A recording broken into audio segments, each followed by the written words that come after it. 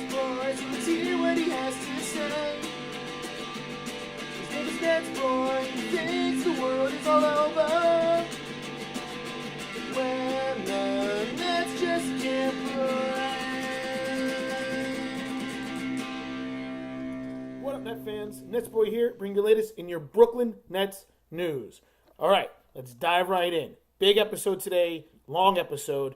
Let's go ahead and let's look at my preseason expectations and predictions. Every year I do this right before the season starts. I just give my expectations, predictions of this Nets team and what I expect moving forward with this team. So preseason just wrapped up. The Nets were 2-2 with wins over the Pistons and wins over the Knicks.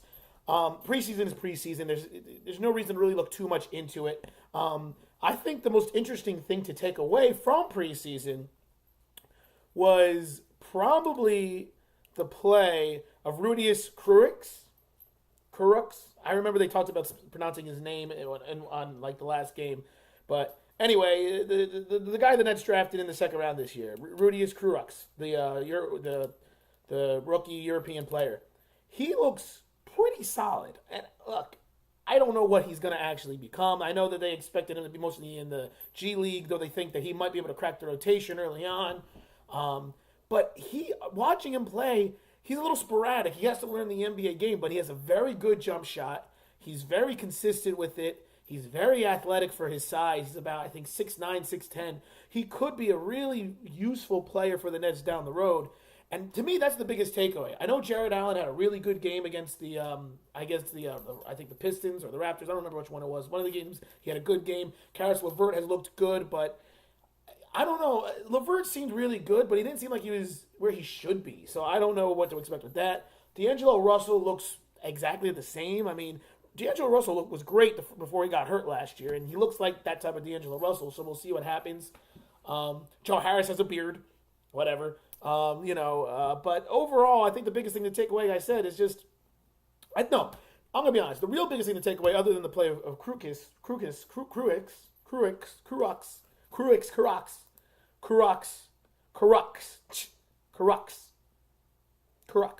I don't know.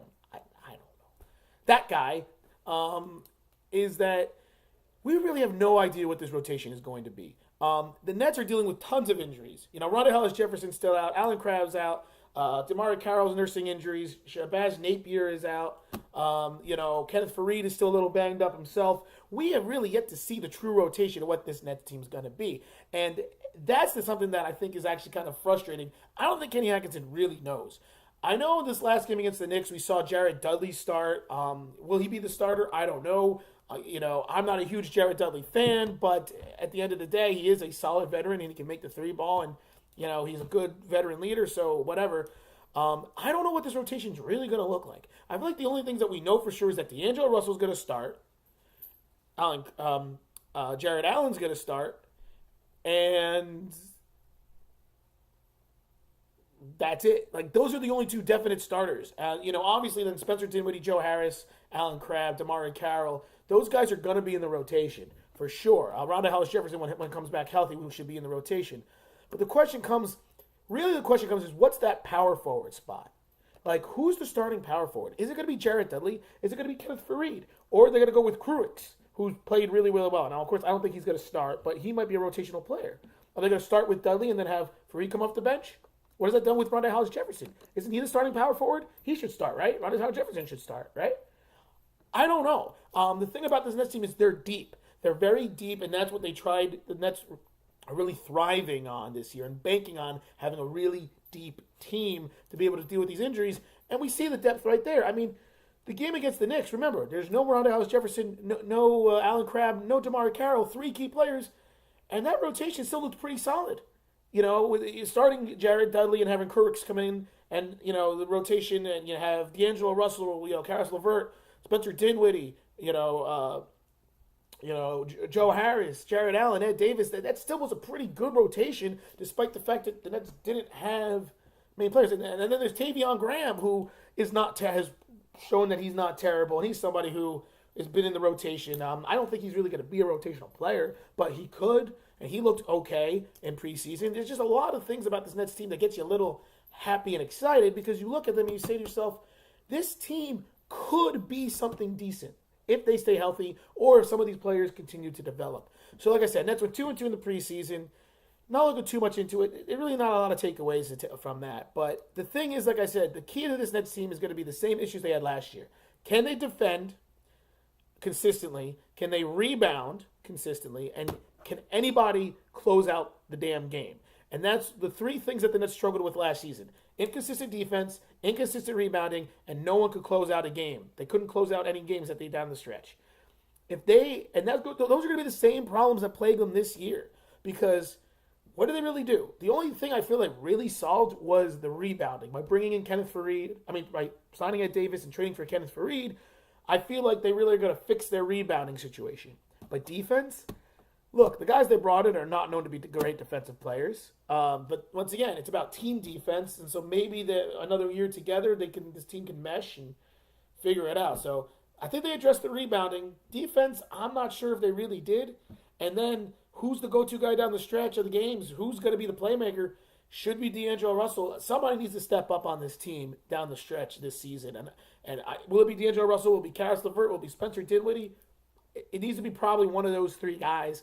And who knows? We'll see what happens moving forward. That being said, I'll start with my expectations, the record I expect. So here's what I'm expecting from the Nets. I'm predicting the Nets to win 30 games, which is basically what they did last year.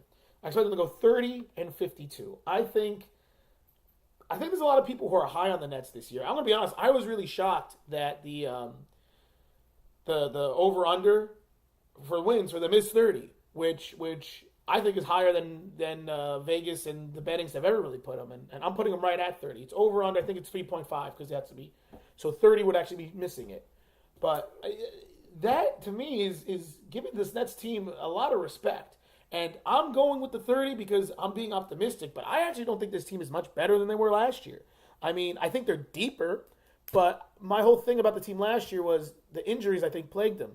I think the key with this team is the fact that they have the depth and the fact that their second unit is going to be really good. You're going to see this Nets team probably be one of the highest teams in bench scoring because your second unit is going to be probably a Joe Harris, probably Kenneth Faried, Ed Davis, possibly Karis LeVert. Obviously, Spencer Dinwiddie is going to be the leader. Like, they're going to have a good bench, the Nets. And that is what I think is going to make this team a decent team and a contending team. And what I mean by contending, I mean it's not going to be one of those years where you're going to watch the game and be like, they have no chance of winning this game. I think the Nets can beat any team on any given night with this team. So that being said, 30-52 is what I am predicting. But I will make my bold predictions. My bold prediction is what I do every year. There's two things that I think will happen. First thing, I don't know how bold it is, but it's still a prediction. DeMarre Carroll is going to get traded. I think there's no doubts about it that DeMarre Carroll is going to be, if he stays healthy this year and plays the way he started to play last year, I think DeMarre Carroll is going to be traded. Him or Kenneth Faried, who they just traded for, obviously, but expiring contracts, veteran players, I'm sure there's teams that would want both of those guys. One of those guys, not both. That's my first prediction, is that DeMarre Carroll will be traded before the trade deadline. If I'm Sean Marks, it just makes sense. Even if he plays very well, you still trade him. Unless you really believe you can make the playoffs this year, which there are a lot of positive people who think so, then maybe you do keep him. But I think if this Nets team is on the outside looking in, I think they're trading DeMarre Carroll, and I think you would get a late first-round draft pick for him. So that's what I would do. And that's what one of my predictions is, that DeMarre Carroll will be traded. And then I guess my second bold prediction is the feel-good story that the Nets are somehow going to make the playoffs. I know what you're thinking. I just said they're going to be 30-52. And if they go 30-52, they're not making the playoffs. Even in the weak Eastern Conference, I still think you got to get at least to 35 to 40 wins to make the playoffs this year, even in the weak Eastern Conference. So 30-52 won't make it there. But my bold prediction, and that's why it's bold, is that the Nets will make the playoffs as an 8th seed. And I don't think they'll be better than the 8th seed. I don't see that happening. You look at the Eastern Conference, I feel like 1 through 6 is set and 7 and 8 is up in the air. I think we know in no particular order, but it's going to probably be Celtics, Raptors, 76ers, and then obviously obviously the biggest, the main guys, and then you got the Bucks who are good. Then you got after the Bucks, obviously, I guess the Wizards, the Wizards. So those are the 5 teams, and then outside of that, you want to make arguments and say that, I don't know. So maybe that's what it is. Those 5 teams are a lock. 6, 7, and 8 are a little bit more up in the air. I mean, will the Hornets be there? Will the Heat be there? The Heat are always a good team. Probably not the Bulls. The Bulls and the Hawks, you can almost sure they're going to be one of the bottom of the league. Can the Knicks do it if they shock people? Can the Nets do it? Can the Magic? They were a team that got off to a great start last year. Can they surprise people? I don't know, but I just don't see this team being better than the 8th seed. But I do see them as a possibility of making the playoffs. So my bold prediction is the Nets will make the playoffs. So there you have it. That is my preseason expectations and predictions. Overall, I'm pretty excited about this year.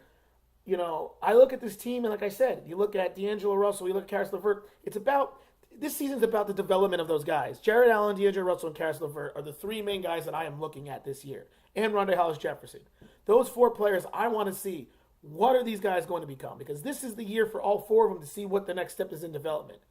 Especially Rondae Hollis-Jefferson. I feel like this is the year that we need to really figure out what he is. Is he ever going to develop a perimeter game? If not, is he just going to always just be this hybrid small forward, power forward player? We need to figure out what he is, and this is his, I think, 4th year in the league. This is the year to figure out what it is. Who is Rondae Hollis-Jefferson? Karis LeVert, we want to see growth, and in his 3rd year, and obviously, Jared Allen, we want to see growth, and D'Angelo Russell, we need to see leadership, and that's something we need to see from. He should be the best player on the Nets. D'Angelo Russell should be an all-star this year. He should be. I'm not predicting it. I'm not even making that a bold prediction, but he should be an all-star this year. He should be averaging over 20 points and 5 assists this year. And he should be a reserve on the all-star team. But I guarantee you he won't, because, I mean, come on. You got Kyrie Irving and John Wall as the main point guards. And then you look at all the other forwards, all the other guards, Bradley Beal and Kemba Walker. The list goes on of the better guards than D'Angelo Russell in the East, but I still think that D'Angelo Russell should be an all-star caliber player. So that's something we've got to see. And so those are really the things I want to see with this Nets team. I just want to see this team to be competitive, play hard, upset some teams, and be in the playoff hunt. I don't really care if the Nets make the playoffs this year. I mean, obviously I do care. Let me correct that. I won't be upset if the Nets don't make the playoffs. Let's put it that way. I just want them to be competitive and be close. I want them to be in the conversation. I want there to be like 10 games left in the regular season and the Nets being in the conversation at least for the playoffs. That's what I'm hoping for. And I feel like they should be. They should be in the conversation for the playoffs. I don't really think they should make the playoffs, but they should be in the conversation. So we'll see what happens. Let me know what you guys think about this Nets team moving forward, the players you're excited for, some bold predictions maybe what record you expect them to have towards the end of the season, and just let me know. Comment below, share these videos, and this is the beginning of hopefully 1 video a week. I'm going to try to keep that going as much as I can. Quick summary, like I always do, of the first few games of the season. So they start off this Wednesday against the Pistons. Winnable game. That's a team that obviously could be making the playoffs. The Pacers, the Knicks and then the Pacers, that's a team I slightly overlooked. The Pacers should definitely make the playoffs. So maybe that 6 seed team. So they got the Pistons, Knicks, Pacers, Cavs. Wednesday through Wednesday. I see a 2-2 start. I think they should definitely go 2-2. I think 3-1 is possible with this team for the first 4 games, which would be at a great start. But I think 2-2 is where they should be come the next Wednesday. So wrap that up. So that's the end of this video. Let me know what you guys think, and let's get ready for this season. So until next time, keep your eyes open for the latest NetsBoy, and this is NetsBoy signing off.